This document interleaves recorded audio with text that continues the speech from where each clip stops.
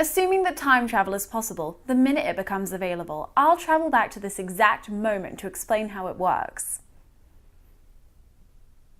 Hasn't happened yet, I guess. I don't think I'm going to show up.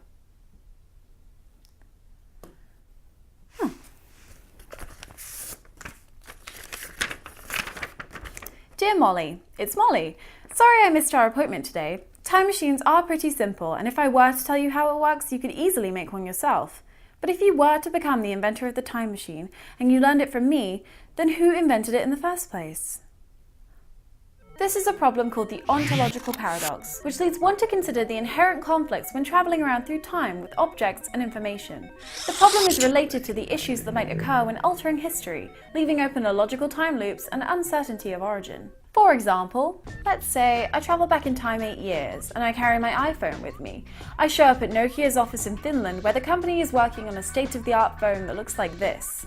But when I show Nokia my iPhone, which hasn't been invented yet, Nokia says, "Wow, that is really neat. We need to make one of these." They take it apart to learn how it's made, and then decide to make one of their own. Well, eventually when Steve Jobs introduces the iPhone for the first time ever, why were people surprised?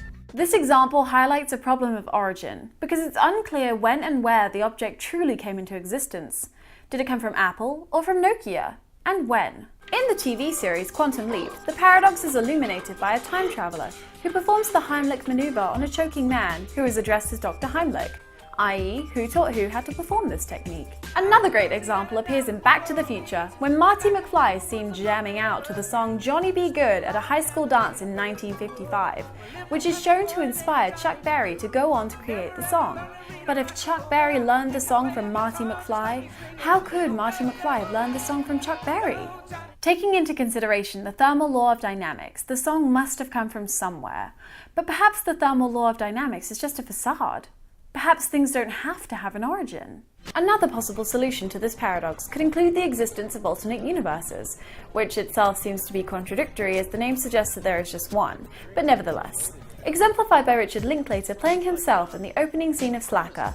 When faced with the decision to do A or B, it's possible that both routes could exist simultaneously. It's like every choice or decision you make, the thing you choose not to do fractions off and becomes its own reality, and just goes on from there. Yet another possible solution is that there is no solution, and that this just goes to show time travel isn't possible.